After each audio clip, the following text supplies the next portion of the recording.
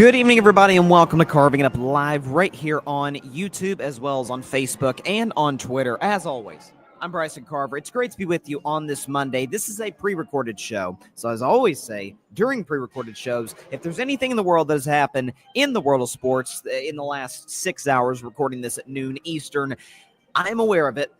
Just not the time that you're watching. We've got a loaded show on tap today. College basketball March Madness starts this week. Cannot wait. It's one of the best times of the sports calendar year.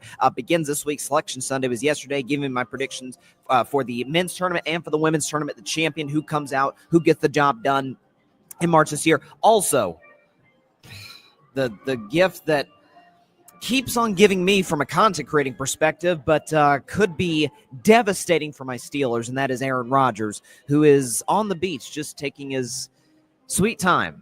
We're not waiting for you at all, Aaron. Just take all the time you need to make the decision on whether you want to play for the Giants, Steelers, or potentially, according to a new report, the favorite might be the Minnesota Vikings. He might follow Brett Favre's career. Who'd have seen that coming?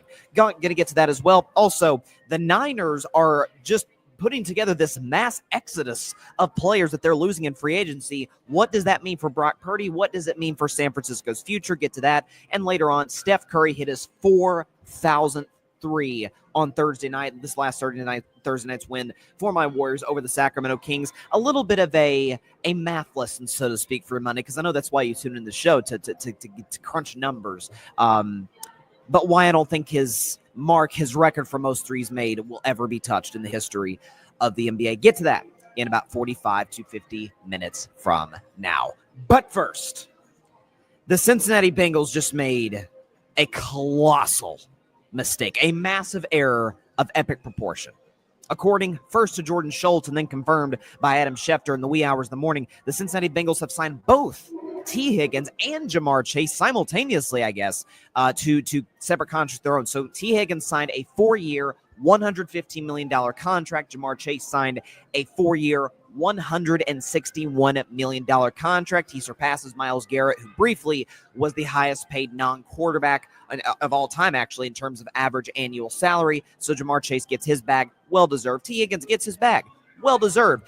The problem is for the Cincinnati Bengals, Joe Burrow, Jamar Chase, T. Higgins, they take up 44% of the cap.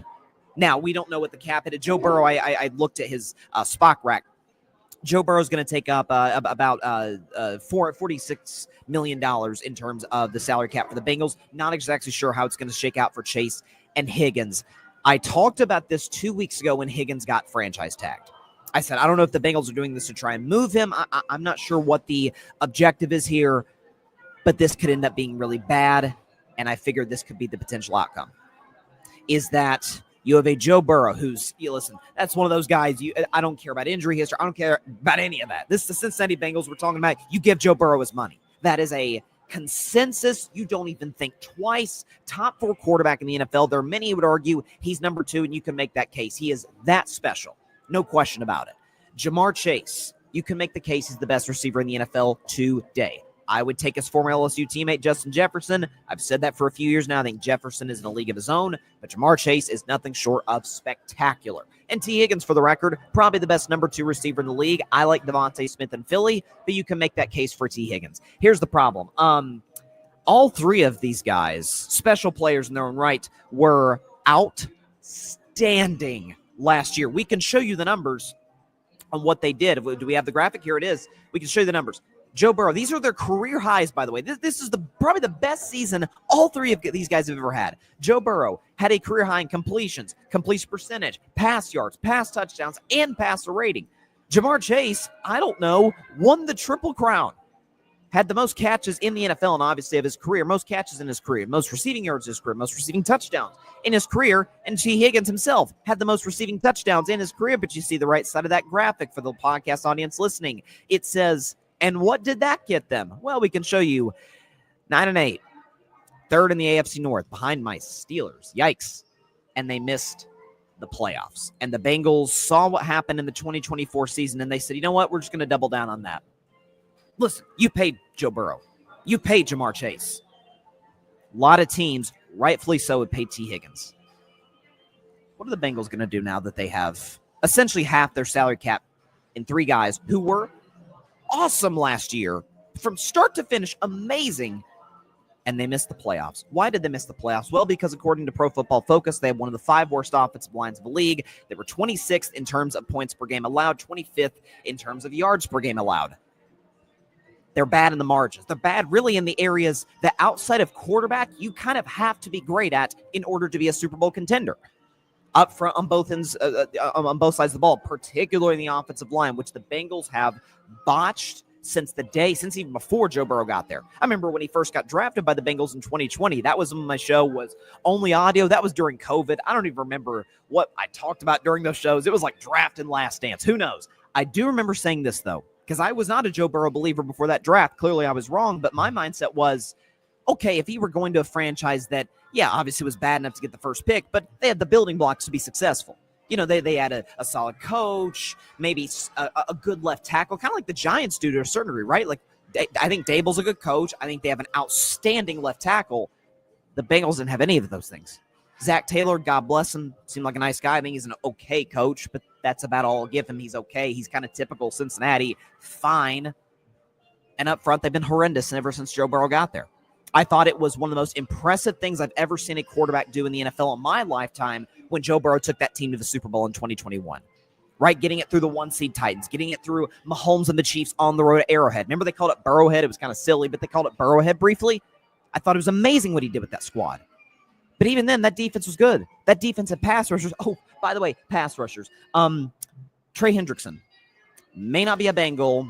Maybe as soon as the show comes out. I don't know. We're recording it's 15 minutes past noon. The show's airing at 6 p.m. Eastern.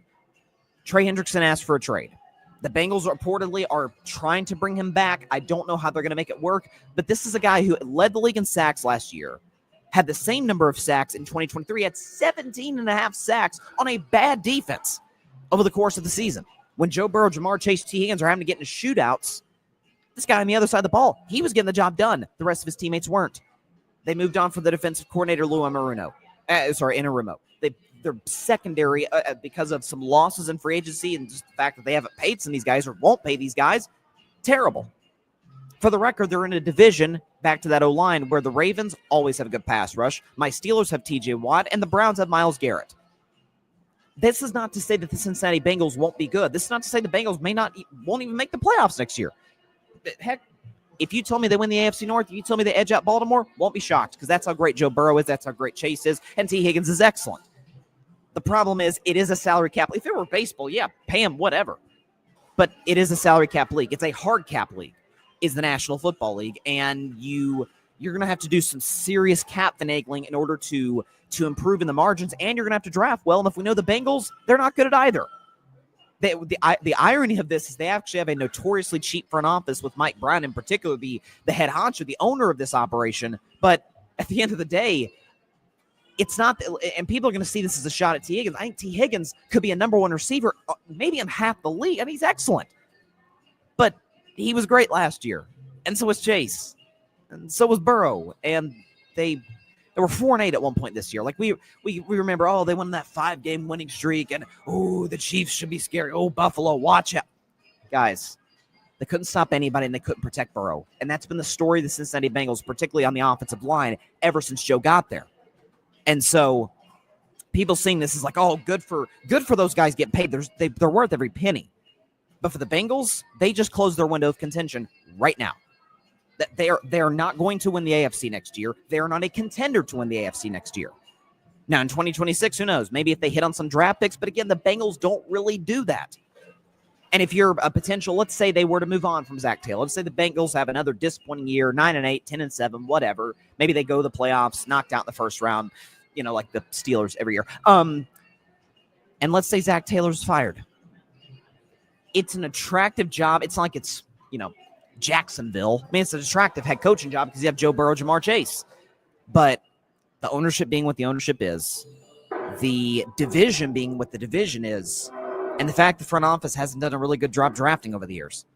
I mean, if you told me, I'm not even kidding when I say this, if you told me in the next 5 years the Tennessee Titans would have more playoff wins than the Bengals in the next 5 years, won't be shocked. Why? Cam Ward has upside.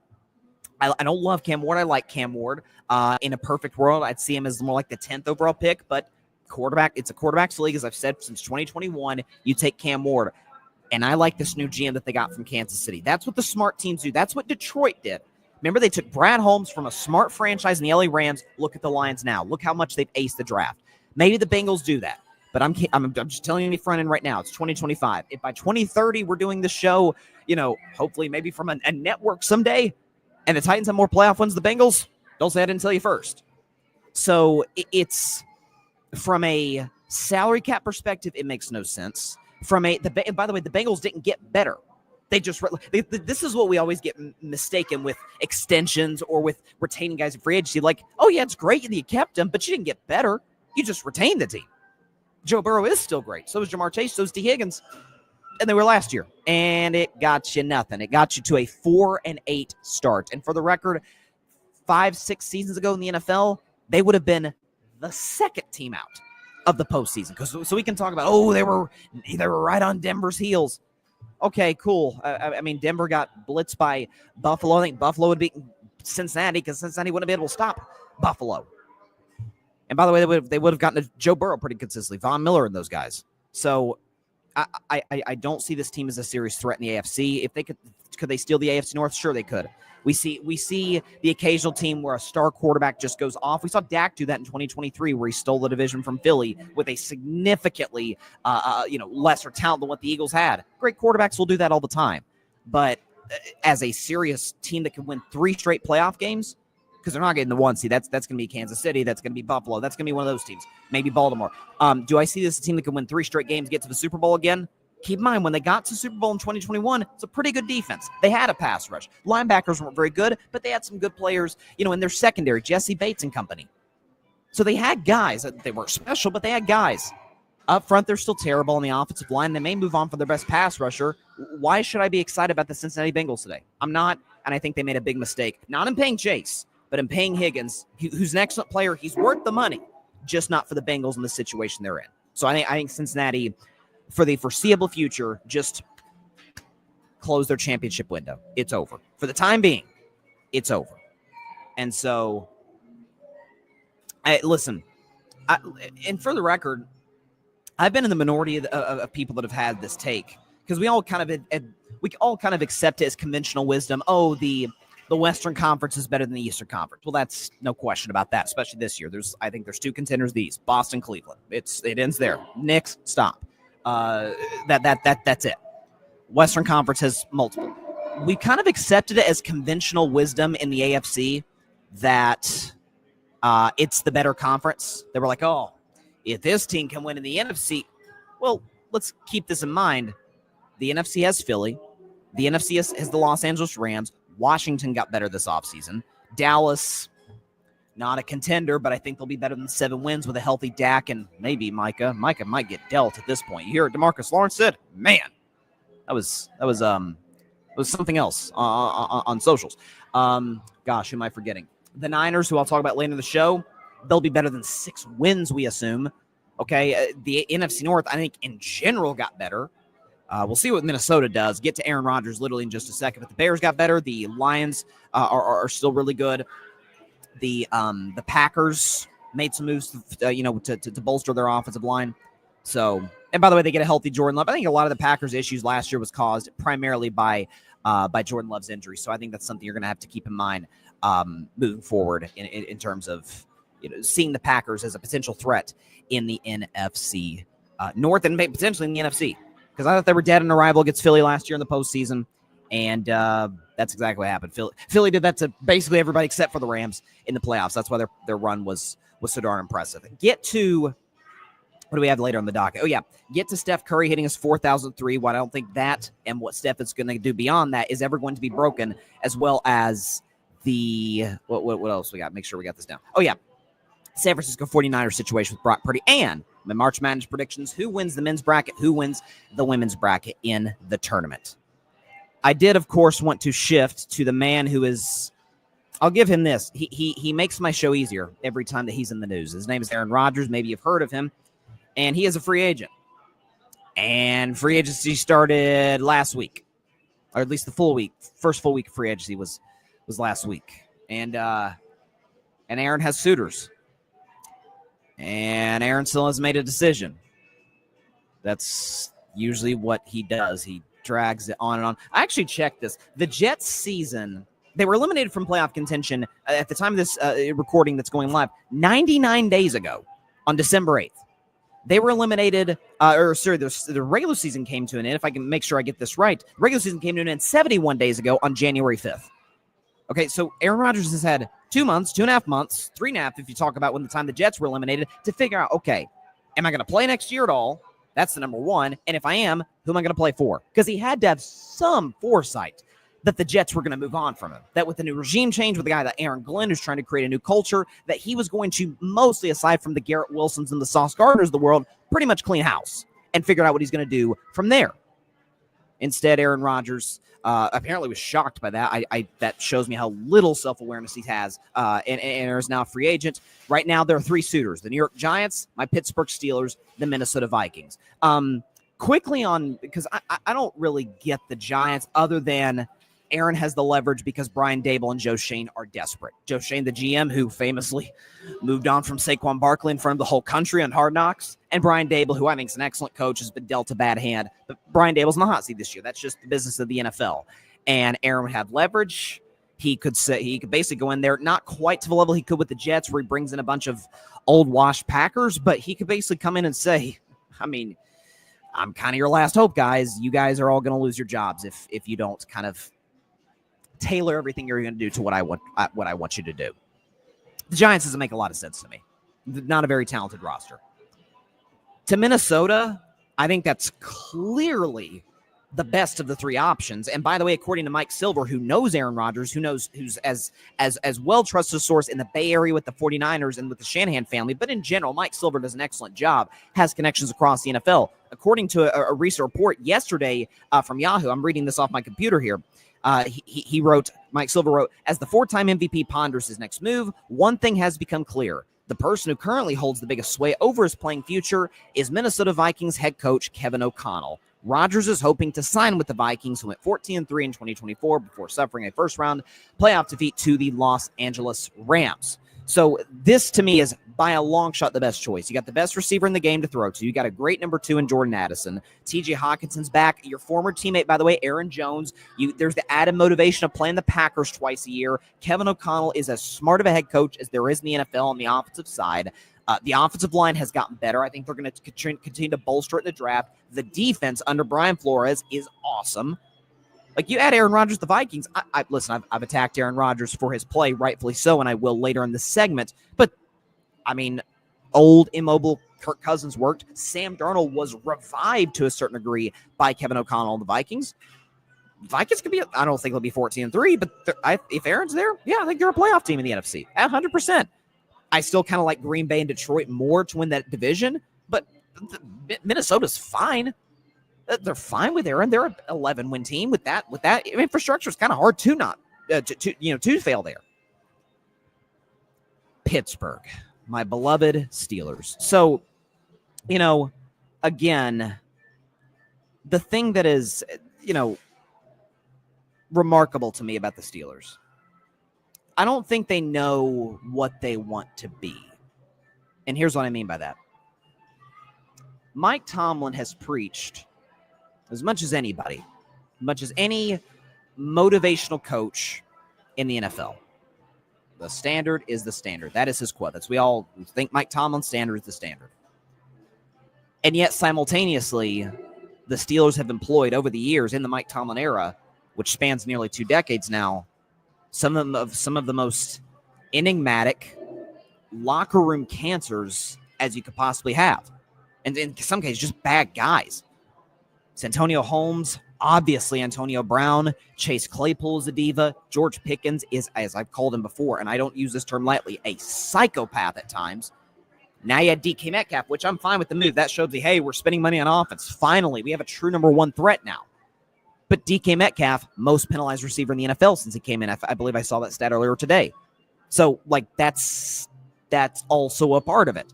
For the record, Big Ben Roethlisberger, love the guy, Hall of Famer, always appreciate his insight from his podcast on the Steelers. No one knows Pittsburgh as well as Big Ben does, but Big Ben was notoriously difficult. He was notoriously did not put any time in the offseason, according to Jay Glazer at Fox Sports. So the standard, it's like they should change it to the standard really only applies to like most of the guys, and everybody else you could just kind of go on willy-nilly and we'll be fine with it. I find it odd, or maybe consistent, that in a locker room that is already unstable as is, that already has veterans who are dying to finally have some playoff success, Cam Hayward, T.J. Watt, among others, and also as a locker room with George Pickens and DK Metcalf, that the Steelers see their solutions. By the way, again, locker room that's and right now a roster with a quarterback situation where, what they could use could Pittsburgh as, youth and upside. They see the solution to those problems potentially as Aaron Rodgers, who's old, doesn't have the upside anymore, and of course is, as I've called him many times, the worst leader at the quarterback position I've ever seen in my life. It's him or Jay Cutler. It is close. I used to give Cutler like a pretty clear advantage. What I've seen from Aaron the last few years now, post Green Bay, like I've been like, okay, it's that gap might actually be closer than we think. Aaron Rodgers is an objectively atrocious leader. If the Steelers sign Aaron Rodgers, Mike Tomlin's culture, Mike Tomlin's standard is dead. Or at least is exposed. Because we've already seen cracks in the armor over the years. Antonio Brown, Big Ben, Chase Claypool, DK Metcalf, what's his name? George Pickens, Santonio Holmes, like guys with questionable character who Mike Tomlin has employed over the years because, hey, they help us win games. Fine. Big Ben won you Super Bowls. Antonio Brown was, for a time, the single best receiver in the game. A lot of these guys have had upside. Santonio Holmes was a Super Bowl MVP. Like, these guys produced.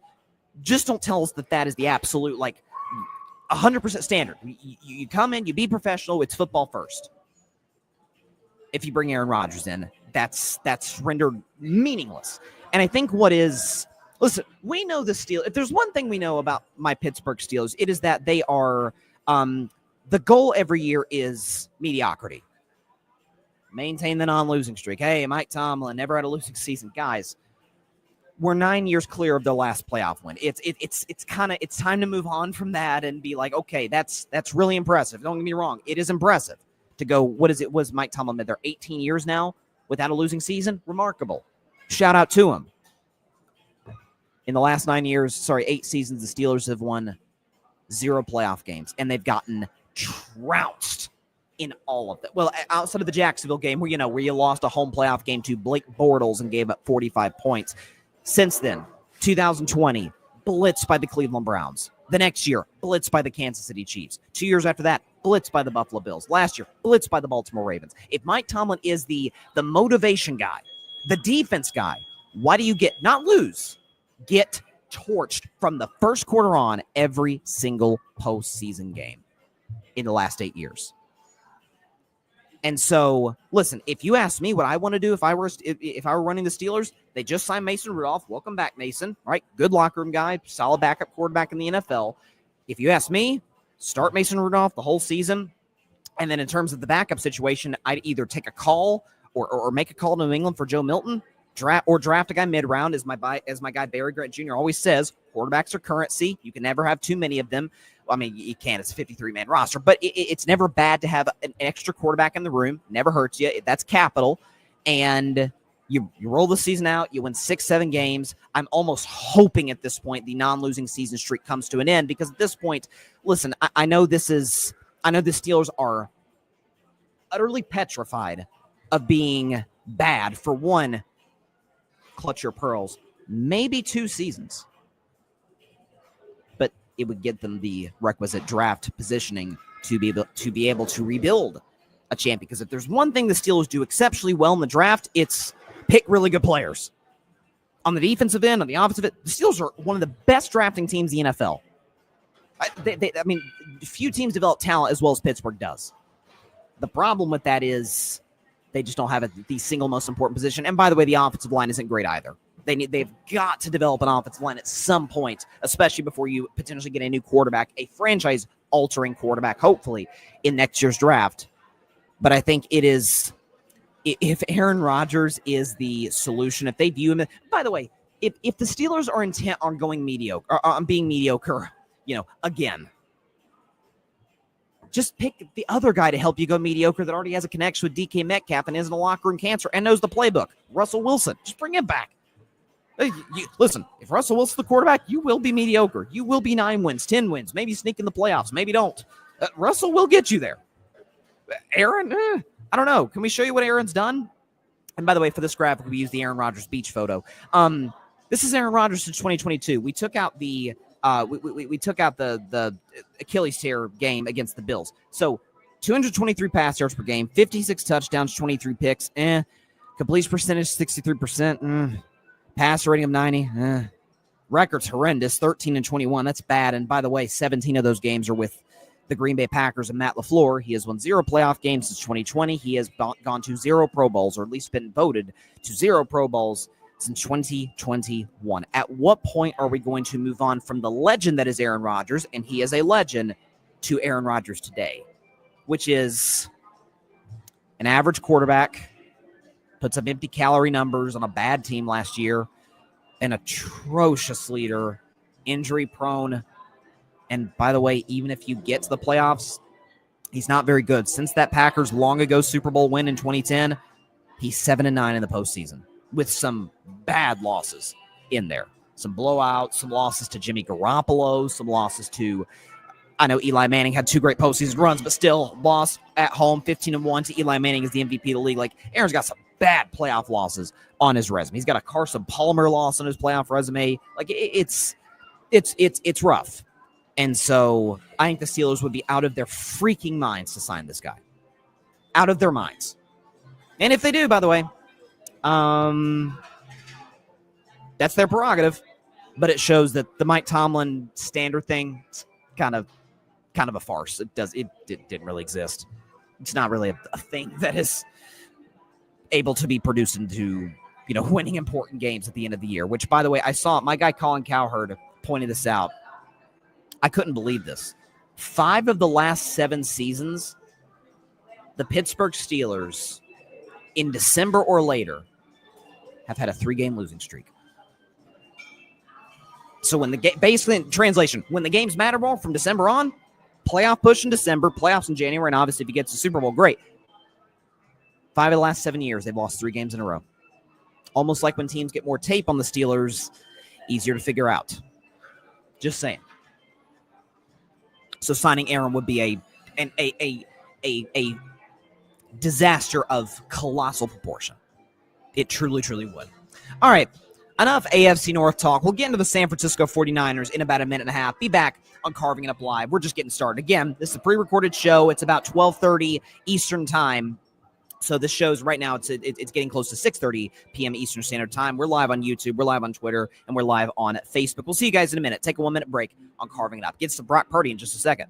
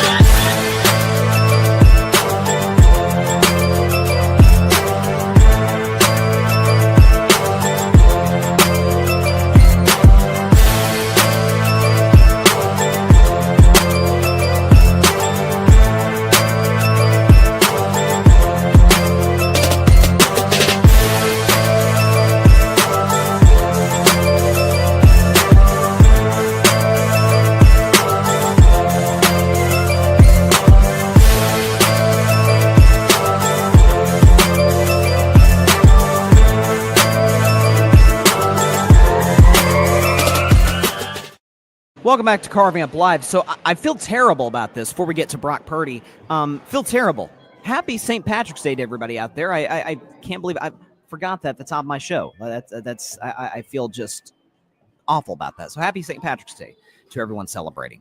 And also, before we get to Brock Purdy, last Monday, or it was actually about 10 days ago, but it aired on Monday, I interviewed Anthony Salas, who's the archival producer at ESPN Films, for this new documentary, this new SEC story that got released last week called Volunteer for Life, about Chris Lofton and his journey, his battle with cancer, despite being an All-American at the University of Tennessee. So please check that out. It's on the ESPN app. My interview with Anthony Salas can be seen on my YouTube channel, so check that out any chance you get. And Anthony was great. Again, we both, he's graduated from the school, but we both went to the same college. Was a fantastic interview. Look forward to hopefully having him on again in the future. The ESPN Films archival producer, Anthony Salas. Check that interview out last week, and check out the documentary that he was so much a part of, Volunteer for Life, about Chris Lofton, an All-American legend at Tennessee who battled cancer late in his college career. Transitioning now to Brock Purdy.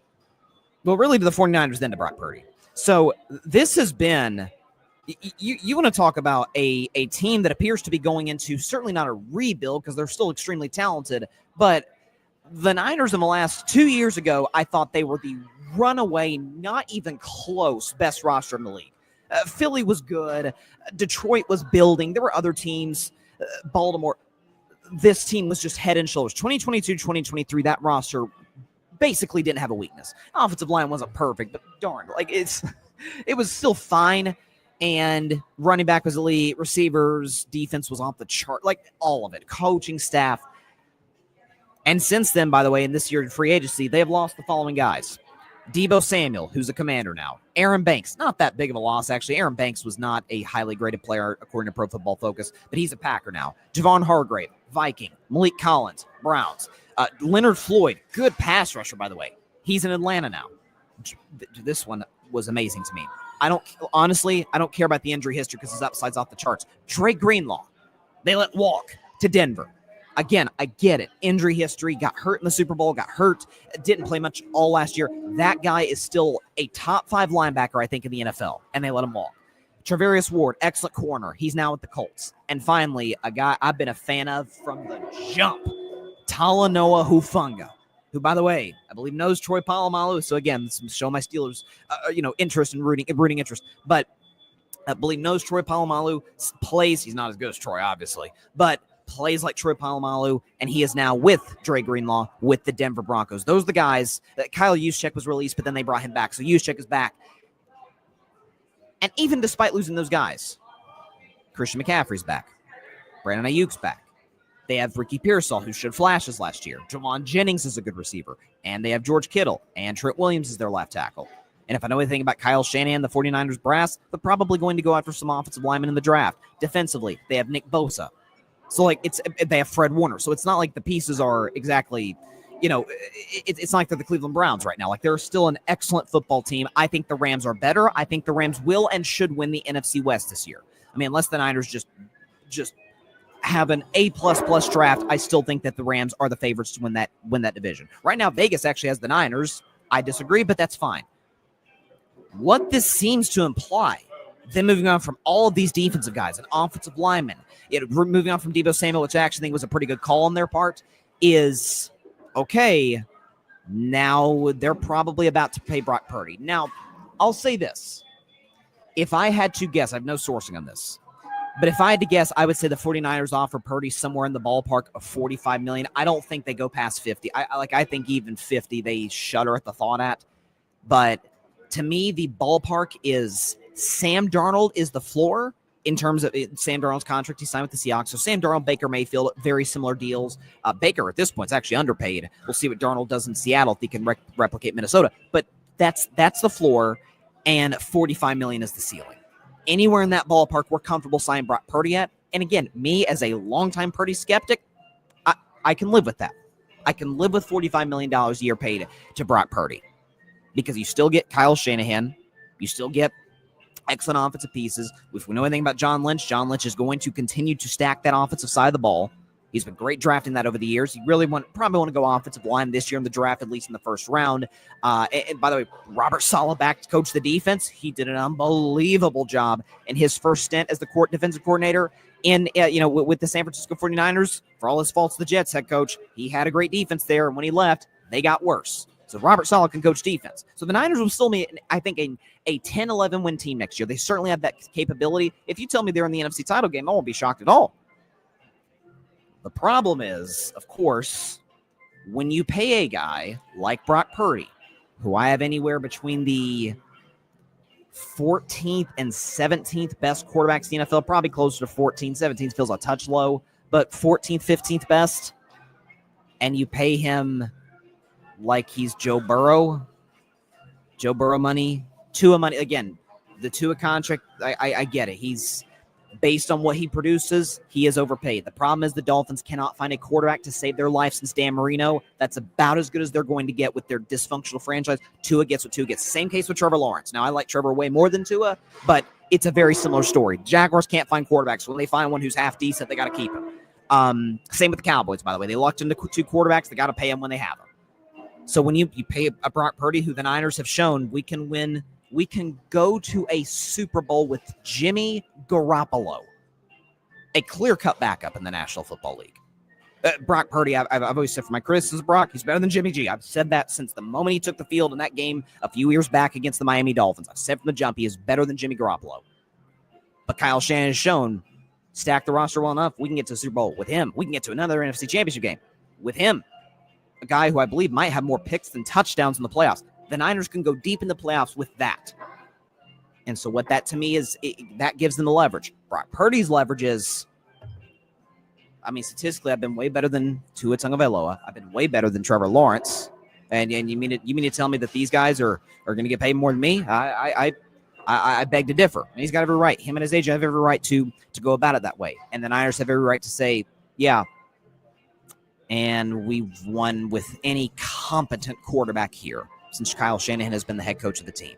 And as we can show you, the Purdy stands get mad at me every time I show this, but it's just the reality. When things are not absolutely positively ideal for Brock Purdy, translation, when he's behind in games in the second half, show his numbers. They're as bad as you might imagine. Trailing the second half of games in his career, Brock Purdy has 5 touchdowns, 13 interceptions, completes about 64% of his passes, and has a passer rating of 69. Does Brock Purdy? He is he's a good quarterback who is in an outstanding system with McCaffrey, with one of the greatest left tackles of this generation of the last 25 years. Brandon Ayuk, again, there's the contract stuff. He had the drops last year. I think Brandon Ayuk's going to bounce back. Ricky Pearsall has talent. Juwan Jennings is excellent. George Kittle is still excellent. Like, it's not like that tells you how great the Niners were the last few years. They've lost all of these pieces. They've let all of these guys walk. They're still a pretty solid roster, particularly on the opposite side of the ball. Now, defensively, they may have struggles, but I think Robert Saleh can maybe account for some of those flaws, obviously beyond Nick Bosa and Fred Warner. I think he can account for some of the holes there because he's such a great defensive coach. And I think the Niners may, potentially go after some guys on defense of the draft. We'll see what their strategy is. So I think we're in a spot where these moves seem to indicate the Niners are going to pay Purdy. And that's okay. I think you're settling. I think it's brilliant a head coach as you have, and as well as you draft with John Lynch, could probably do a little bit better. But if that's what they're going to do, understand that when things are not absolutely 100% green grass, lilies, we're in the springtime now, so it's the everything's blooming and it's beautiful outside, and when it's not that, Purdy isn't that good. He's actually, when trailing, specifically in the second half, he's horrendous, like horrible. 69 passer rating. Almost triple the interceptions as touchdowns. That's Purdy trailing in the second half. That's who this guy is. So let's not. This is why I say you have to look deeper in the numbers. This is why a segment that I do most of the time, not do it this week, but carving up the context exists, is because you can't just look at the numbers on surface value. It can't just be, well, this guy had the best numbers, therefore he's MVP. For the record, Dak Prescott had better numbers than Lamar Jackson in 2023. I would have voted Lamar MVP, and you know how I feel about Dak. And then this year, Lamar Jackson had the better numbers virtually across the board than Josh Allen, and I would have voted Josh Allen MVP. It's about what you do in the margins. It's about what you do in the biggest of games. It's what you do to account for some of your team's flaws, whatever the case may be. So you can't just say, oh, well, Purdy's passer rating is, he had a 115 or My bad. What do you have, like a 115 passer rating in 2023, something like that? He was great. Numbers were off the charts. Except when things weren't ideal. And by the way, I was a Purdy guy in large part because I thought he was such an upgrade to Jimmy G.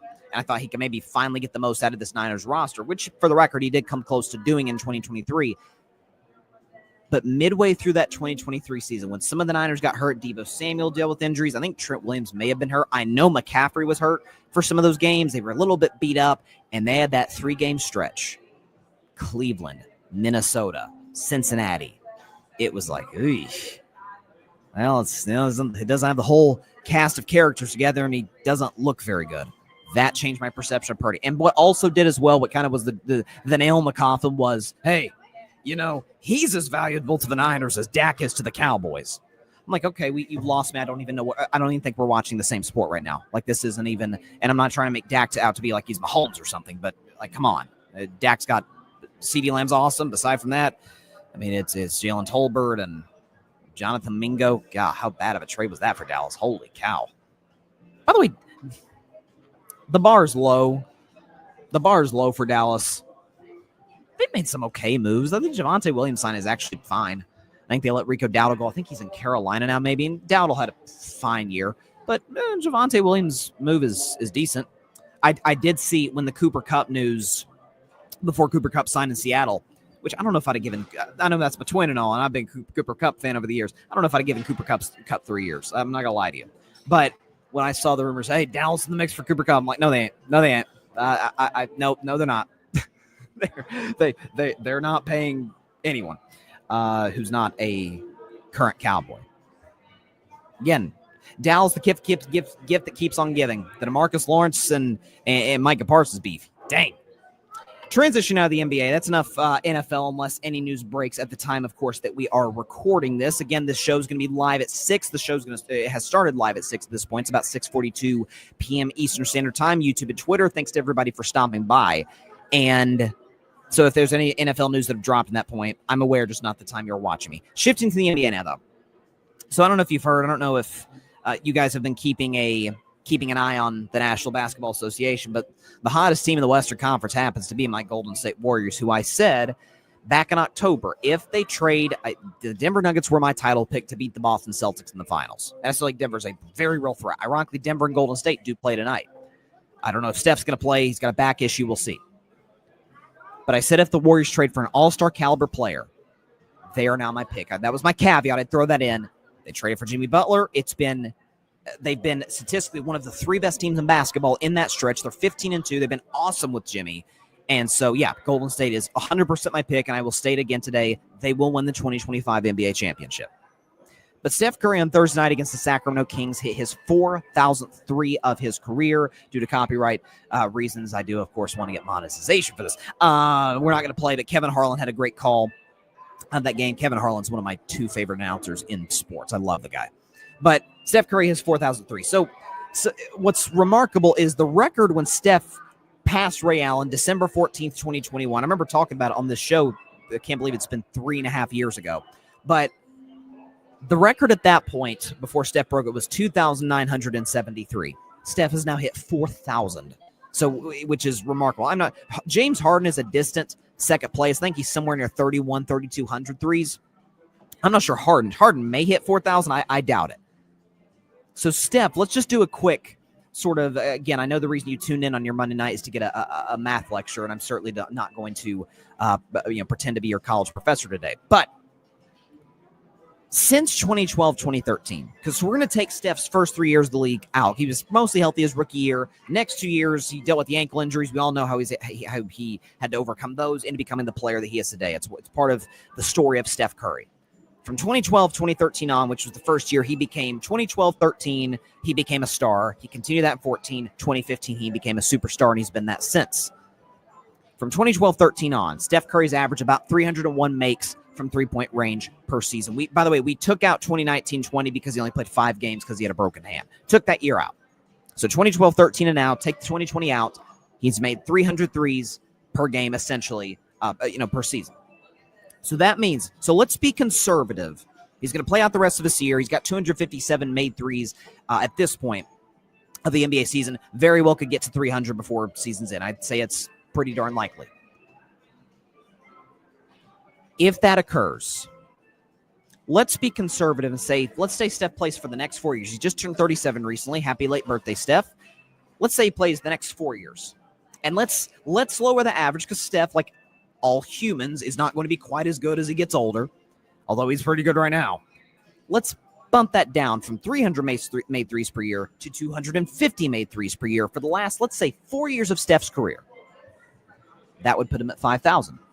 4 times 250, 1,000. So that would put Steph Curry at 5,000 made three-pointers. For the record, keep in mind the record was over 2,900 when he first broke it, which is absurd. It just, again, is further evidence of how he's changed the game. We all know that.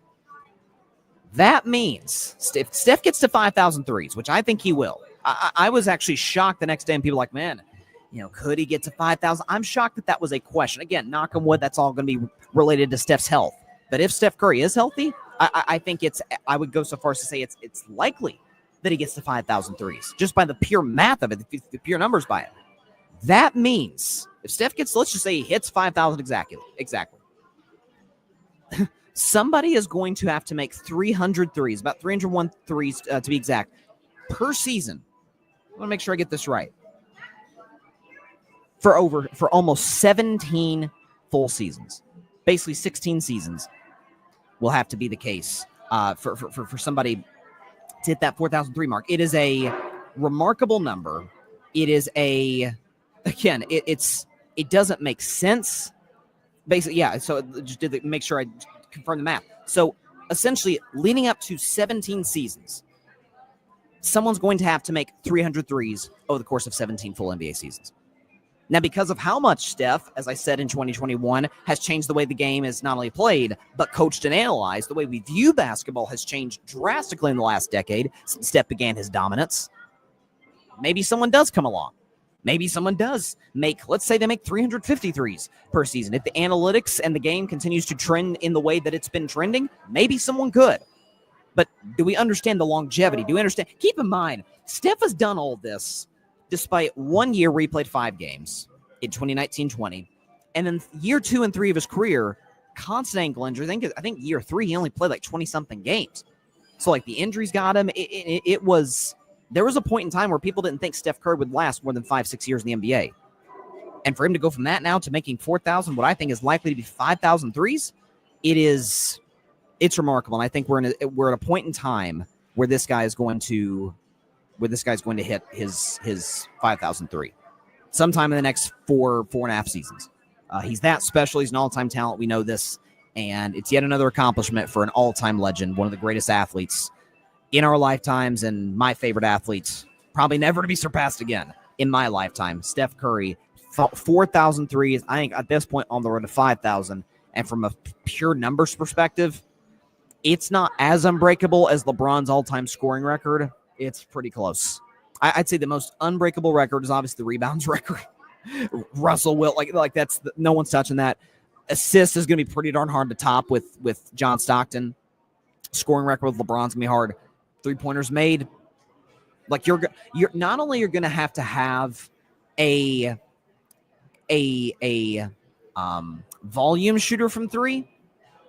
You're also going to need to kind of have an efficient shooter from 3. Like, that's what makes Steph so great is he shoots so many, and he's efficient. He shoots comfortably over 40% of the course of his career. It's remarkable, and he's one of the greatest athletes we've ever seen. And again, with the Golden State Warriors winning the championship this season, which I believe they're going to do, that Steph and Magic conversation is just going to get louder and louder, whether you like it or not. That is going to be very interesting. I still got Magic over Steph today, don't get me wrong. But if Steph gets 5 at 37 years old with a team that looked dead in January, Magic didn't do that.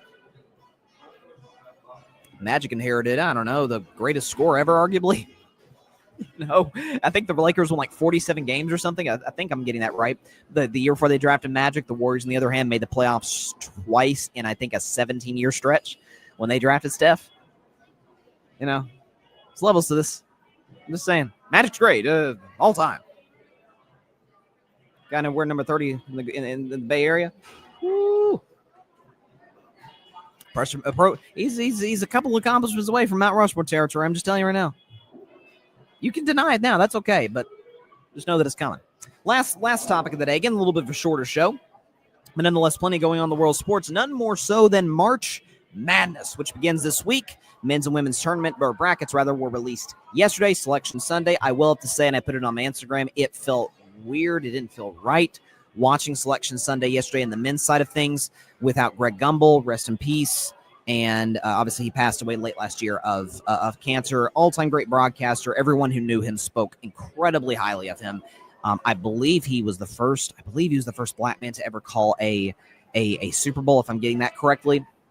But just a great man, all-time great broadcaster. And it was just weird to see, the full cast and of characters and panelists there. Clark Kellogg, who's been there for a long time, I think is great. But it's just weird to not see Greg Gumbel there. So rest in peace and continued prayers for him and his family. But so the brackets come out. My Tennessee Vols were that close to win the SEC tournament, but lost to the hated Florida Gators, who I think are a very, I hate to say this, folks, but a very real threat to win this thing. Certainly to be a Final Four team. You talk about their length. You talk about how they can defend. Florida's very real. And Duke's my pick. I know that sounds very, you picked Duke. From one, because we know Cooper Flagg got hurt in the ACC tournament. From how it's being discussed right now, John Shire, head coach of Duke, talked about the goal is to have Cooper Flagg back by Duke's first game of the tournament, which I believe is on Friday. The fact that he's mentioned that at all, I think they can probably sit Flagg and win one, maybe 2 rounds. Keep in mind, they did win. Make sure I get this right. They won the ACC tournament without Cooper Flagg. So this guy, he's going to be the first pick in the 2025 draft, and rightfully so. He's the best college or international player that's going to be in this draft coming up soon in June. That team's excellent. So they're deep. They're well coached. John Shire, he had to go through a couple of tournaments, had to lose to Tennessee, in 2023 to gain some valuable experience. But I'll put that aside.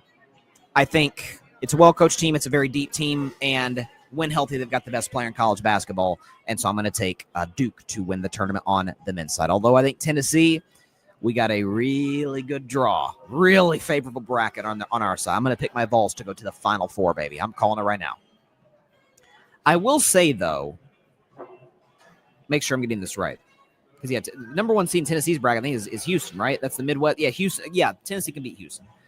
So there you go. I think my Vols are going to the Final Four for the first time in program history. Listen, it has been, under Rick Barnes, it has been a natural progression, right? Like he brought the program, he came to Tennessee 2015 with his resume, his excellent resume from Clemson and Texas.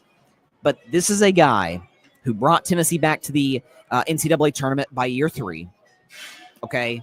Had a little bit of it. There was the COVID, there was COVID in the middle. 2021, Tennessee lost in the first round. 2022, second round. 2023, Sweet 16. 2024, Elite 8. Natural progression would say Final Four.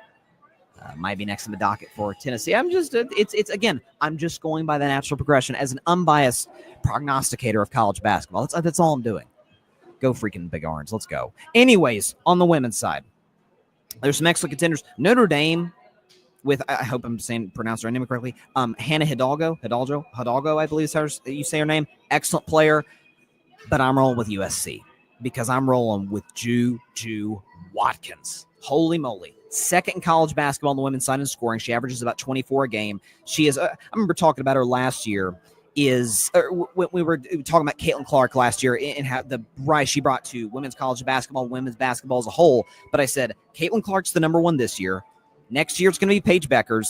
The next year, it's going to be Juju Watkins. Juju Watkins, best player this year. By the way, she's going to be back a year from now at USC, and then she'll likely go into the 2026 WNBA draft. She is special because she can score at all levels. She had a 40-point game, I think, against UCLA, which was she is an all-time talent in the sport of women's college basketball. I'm going to take USC to win the title this year. I think they're special. Listen, you can never count out Dawn Staley's South Carolina squad. If we know anything about them, they're the dynasty of women's college basketball right now. You cannot rule out those ladies, but because Dawn Staley's on another level. She is the closest thing to, this is going to sound like sacrilege to my friends in Knoxville, but it's a compliment, obviously. She's the closest thing to Pat Summitt I think we have in women's college basketball today. Pat Summitt, who I forget my love and loyalty to Tennessee, I think is without question the greatest women's college basketball coach ever. With respect to Gina Auriemma at UConn, I think had it not been for Pat's tragic illness, I think she might still be going. Who knows? She was an all-timer. Like that's not even debatable. I think Dawn Staley is the closest thing. Not saying she's Pat, she's not, but I think she's the closest thing we have today in all of college basketball to the late great Pat Summitt. So can never count out Dawn Staley, can never count out the South Carolina Gamecocks, the defending champions. I'm rolling with USC. I'm rolling with Juju Watkins. So essentially what I'm doing is I'm predicting the best team, or the best player to win the tournament on either side of the bracket. Cooper Flagg and Duke, Juju Watkins and USC. That's who I got. I picked Iowa last year, that close, but South Carolina was just better than Caitlin Clark's Iowa team. And I thought it was pretty obvious, picked UConn last year on the mid side of the bracket. They were just head and shoulders above everybody else. Now, UConn has played better over the course of the second half of the year, so you can't rule out that squad, but definitely going to go with Duke on the men's side and USC on the women's side. And with that, that is all the time for today's show. Appreciate everybody stopping by as always. We will be back to going live next Tuesday night. I'm not sure if we'll do 6 p.m. Eastern NBA lead-in to the 8 o'clock spot, or if we'll do like a 9 p.m. show, a night show, and be a continuation, so to speak, or come right out of the 8 o'clock spot next Tuesday night. But we got March Madness coming up, NFL free agency. Lord, please let Aaron Rodgers not sign with the Steelers, please. The Golden State Warriors are still rolling. So listen, I mean, baseball season starts next week. It's a great time in the world of sports. It really, really is. Mock drafts. I may do a mock draft pretty soon on my show, so stay tuned for that. But very, very excited. We got great content on the YouTube channel. Great content on TikTok, Instagram, Twitter. So check all that stuff out. Carving Up Podcast. We will see you guys next week on Tuesday night. It will either be at 6 p.m. Eastern or normal time, live, by the way, or it'll be 9 p.m., maybe 10 p.m., a night show, of course, in tribute to, of course, the great Steph Curry. It'll either be before the 8 o'clock spot or after the 8 o'clock spot. So tune into that live on the Grid's YouTube channel and my personal Carving Up YouTube channel, Twitter, and on Facebook. All right. We will see you guys then. Everybody stay safe out there. God bless y'all. Peace out. You seen the Warriors? Woo! Thanks so much for watching the show on YouTube, and be sure to go click that big red subscribe button and check out the other clips and full shows from Carving It Up Live, as well as our other incredible content creators here on the Grid Network.